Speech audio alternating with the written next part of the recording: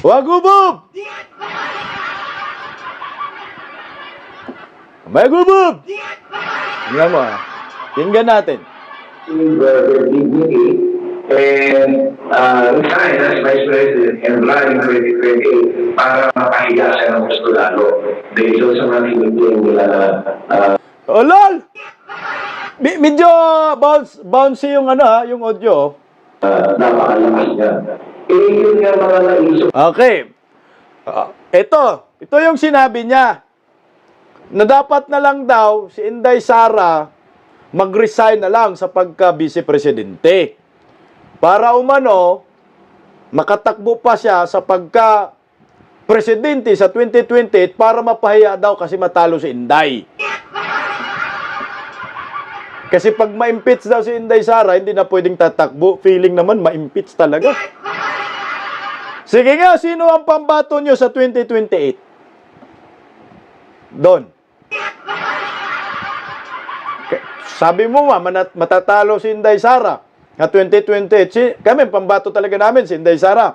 Kasi nagdeklara naman si Inday Sara na tatakbo sa pagka-presidente sa 2028. Sinong pambato? Yan ang pambato nyo? Yung 0%? Isus kong Ginoo. Si Tambaloslos? Pambato nyo? Zero man.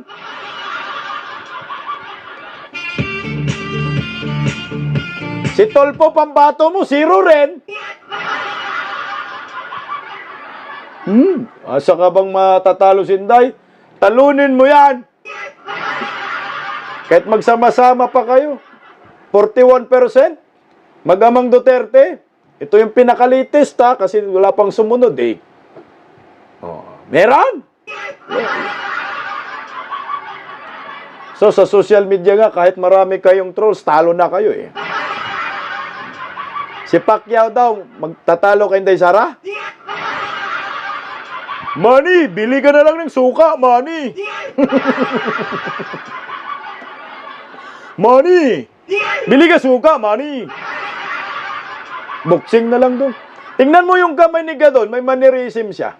Yung kamay niya, tingnan niyo yung kamay niya sa kanyang sa lamisa. Mas marami na mga nanonood sa mga gay beauty contest kaysa Alal! Tingnan mo bakit ganun siya?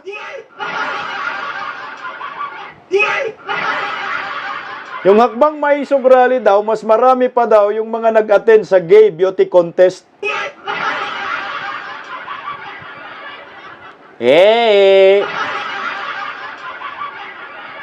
Sure ka? Hakbang Maisog Rally? Kung hindi nyo kami pinipigilan sa EDSA dyan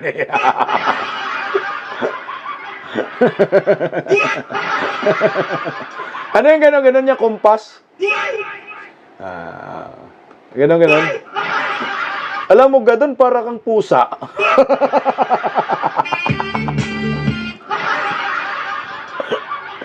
Parang pusa si Gadon,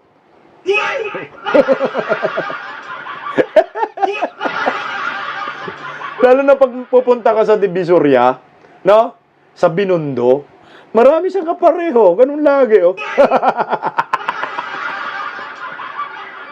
Diyan sa mayan, tindahan, istante. Makita mo talaga kapareho kay Gadon, Yung pusa, mampaswerte. Kakamay daw ng customer yan. Ba't ka ganyan ka? Agi ka doon? Agi? Agi si Wagobob. Alam niyo yung agi?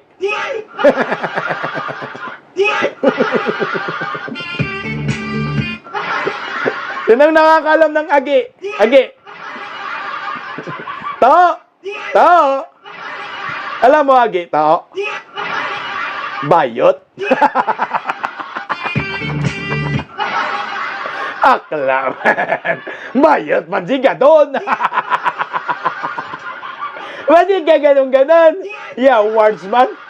Ngayon ko lang nakita, mayroon pala si mannerism na ganyan, ganyan mga pusa. Sa tindahan. Doon sa tindahan ni Aling Puring, bili ka, ganun-ganon,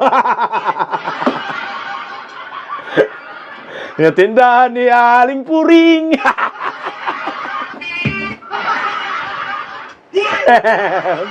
Yung words, tingnan mo. Sus! Hindi puta. Hindi po kagidya. Marami pa daw yung mag-a-attend ng Miss Gay ay sa rally ng Hakbang Maisog. Sus ko, Ginoo. Oh, sige sigurado ka ha. Marami naman kami doon. Hindi lang ang iba talaga umano, sumasama pa. Pero sa ano daw doon? February 25 doon? Sabi, nag-alok daw ng 150. Maria Racelera, magandang gabi sa atin lahat. Nag-alok ng 150. Nahawa ni Ninyo si Gadon? Delikado pa naman yan si Ninyo. Pag mahanginan, nakakahawa yan. Sige, tuloy. Sa mga maisip rallies. No? Mas naaaliw pa ang mga tao manood doon sa mga gay beauty contest kaysa sa mga maisip rallies. Oy, di rin. Siyempre ka doon, gay beauty contest. Pumuntang mga tao doon kasi gusto mong maaliw. Kaya sinasabi mo, di ba? Entertainment yun eh. Gay beauty contest. Lahat ng pupunta doon, talagang mataaliw ka. Matatawa ka man talaga doon. Kabuang man, pupunta ka doon sa gay beauty contest. Pag hindi ka matawa, siraulo ka talaga. Ruko-ruko ka talaga doon. No. Lalo na yung mga punchline ng mga bayot. Tuwang-tuwa ka dyan. Lalo na may mga pangag. May mga bungal na mga akla. Tuwa ka dyan. Kasi yun yung yun yung ano nila. Yun yung goal nila. Sa mga gay beauty contest, ay ang purpose nila ay entertainment. Maaliw ang sambayanang Pilipino na manonood. Pero sa Hakbang Maisog Rally, hindi man nag-aaliw dyan. Ang Hakbang Maisog Rally ay minumulat ang taong bayan. Kung ano po ang nangyayari sa Pilipinas ngayon under ngiwiim admin. Hindi maaliw, magagalit. Linti ka dyan, kaobob man. Sige, ikaw nga, manood ka ng Hakbang Maisog Rally. Yung mga sinasabi ni Atty. Glenchong, nako, magagalit ka talaga. Ang pinag-uusapang presyo ng bugas, 20 pesos asa na, magagalit ka talaga. Hindi doon para maaliw. Enlightenment po yan para sa mga Pilipinong tulong. Diba doon? Kaya pala na-disbar ka.